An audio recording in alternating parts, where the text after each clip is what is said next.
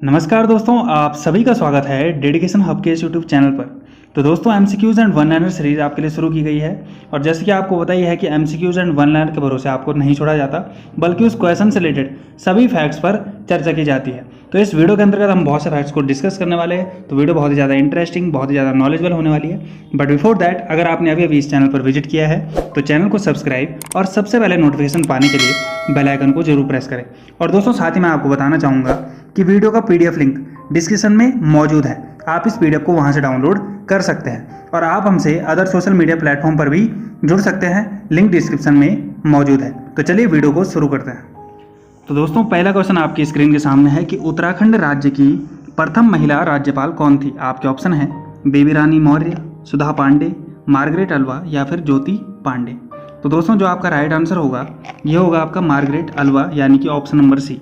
अब देखिए दोस्तों, समूह गा की परीक्षाओं में उत्तराखंड राज्य की प्रथम महिला से संबंधित बहुत सारे क्वेश्चंस पूछे जाते हैं। तो उत्तराखंड राज्य की प्रथम महिला से संबंधित कुछ क्वेश्चंस को हम यहाँ पर क्लियर कर लेते हैं, जिसमें पहला फैक्ट आपके सामने है कि उत्तराखंड राज्य की प्रथम महिला पुलिस महानिदेशक कौन थी। तो ये थी आपकी कंचन चौधरी भट्टाचार्य। उत्तराखंड प्रथम महिला IAS अधिकारी कौन थी। तो ये थी आपकी ज्योतिराव पांडे। इसके बाद दोस्तों उत्तराखंड की प्रथम महिला मेयर कौन थी। तो ये थी आपकी माया टम्टा। और राज्य लोक सेवा आयोग की प्रथम महिला सदस्य कौन थी। तो सुधा पांडे थी। ये भी मोस्ट इंपॉर्टेंट क्वेश्चन हो जाता है। इसके बाद राज्य विधानसभा की प्रथम उपाध्यक्ष कौन थी। तो ये विजया बर्तवाल जी थी। इसके बाद है राज्य से जेल जाने वाली प्रथम महिला कौन थी। तो ये दुर्गा देवी थी। लेकिन दोस्तों जो ये दुर्गा देवी है ये वन आंदोलन के समय जेल गई थी। अगर मैं आपसे पूछूं कि स्वतंत्रता आंदोलन में जेल जाने वाली पहली महिला कौन थी, तब आपका आंसर क्या हो जाएगा, बिस्नी देवी। तो ये फैक्ट भी आपने याद रखना है। तो ये सारे फैक्ट दोस्तों प्रथम महिला से संबंधित है, जो एग्जाम में आपसे डायरेक्ट पूछे जा सकते हैं। तो चलिए बढ़ते हैं अपने नेक्स्ट क्वेश्चन की तरफ। दोस्तों नेक्स्ट क्वेश्चन जो आपके सामने है कि हिमालयन ट्रेवल्स नामक पुस्तक किसकी रचना है। तो दोस्तों आपके ऑप्शन है तारादत्त गैरोला, काका साहेब, जोत सिंह नेगी या फिर राहुल सांकृत्यायन। तो दोस्तों जो आपका राइट आंसर होगा ये होगा आपका जोत सिंह नेगी। और दोस्तों मैंने आपको कल ही बताया था कि जिस दिन भी रचना से संबंधित क्वेश्चन आएगा उस दिन हम 5 रचनाओं को उसके साथ क्लियर करेंगे।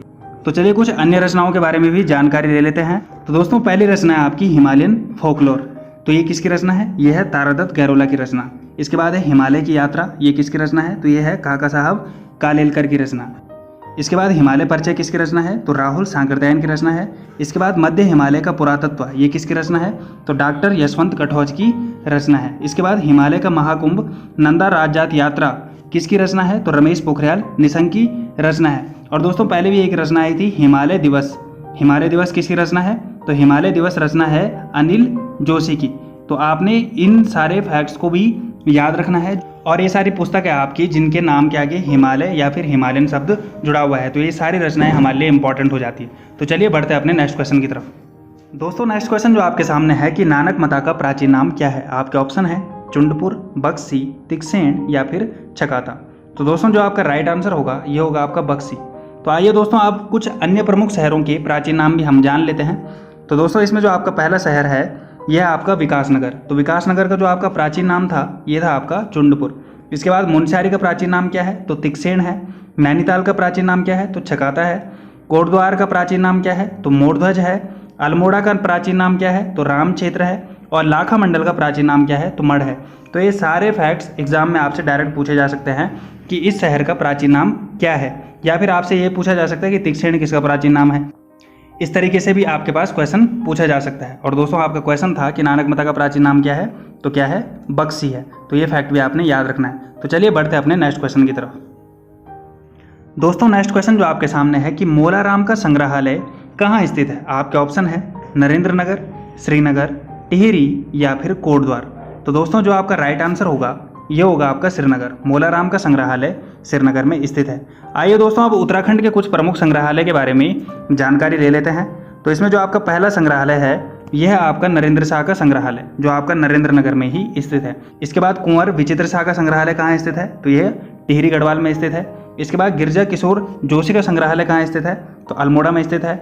मुकुंदीलाल का संग्रहालय कहाँ स्थित है। तो ये कोटद्वार में स्थित है। वीरेंद्र शाह का संग्रहालय कहाँ स्थित है। तो देहरादून में स्थित है।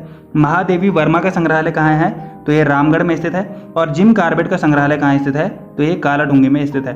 तो दोस्तों आपके पास एग्जाम में इन संग्रहालय से संबंधित क्वेश्चंस पूछे जा सकते हैं। तो आपने इन सारे संग्रहालय को जरूर याद रखना है। तो चलिए बढ़ते हैं अपने नेक्स्ट क्वेश्चन की तरफ। दोस्तों नेक्स्ट क्वेश्चन जो आपके सामने है कि श्रीदेव सुमन जी का जन्म कब हुआ था। आपके ऑप्शन है 25 मई 1916, 25 जुलाई 1944, 25 जून 1916 या फिर 25 जून 1944।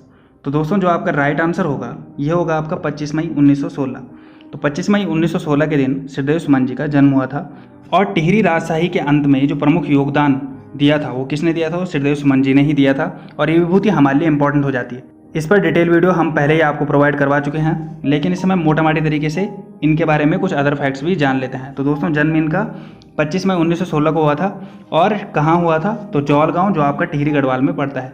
पिता का नाम हरदत्त बडोनी था और माता का नाम तारा देवी था। और 23 जनवरी 1939 को देहरादून में टिहरी राज्य प्रजामंडल की स्थापना भी किसके द्वारा की गई थी, तो श्रीदेव सुमन जी के द्वारा ही की गई थी। 1937 में श्रीदेव सुमन जी की कविता संग्रह सुमन सौरभ का प्रकाशन भी हुआ था। तो आपसे एक क्वेश्चन पूछा जा सकता है कि सुमन सौरभ का प्रकाशन किस वर्ष हुआ था, तो 1937 में हुआ था। और इनका विवाह 1938 में विनय लक्ष्मी सुमन से हुआ था। और कनिसहायक जो आपका हाईकोर्ट वाला था उसमें भी ये क्वेश्चन पूछा गया था कि श्रीदेव सुमन जी की पत्नी का नाम क्या है, तो विनय लक्ष्मी सुमन है। तो दोस्तों ये फैक्ट भी आपने याद रखना है। तो 1938 में इनका विवाह हुआ था। और 1942 में भारत छोड़ो आंदोलन के समय 15 दिन के लिए जेल भी गए थे। इसके बाद 3 मई 1944 को इन्होंने अपना आमरण अनशन शुरू किया था। और 25 जुलाई 1944 यानी कि 84 दिन की भूख हड़ताल के बाद इनकी जेल में ही मृत्यु हो गई थी। और इनके ही प्रयासों से जो आपकी टिहरी रियासत है ये राजाओं के अत्याचार से मुक्त हो पाई। तो दोस्तों ये था आपका आज का MCQs and one liner session पसंद आया हो तो सभी तक हमारी वीडियो और PDF को ज़्यादा से ज़्यादा शेयर करें। मिलते हैं कल के best MCQs and one liner session के साथ। तब तक के लिए आप सभी को शुभ रात्रि।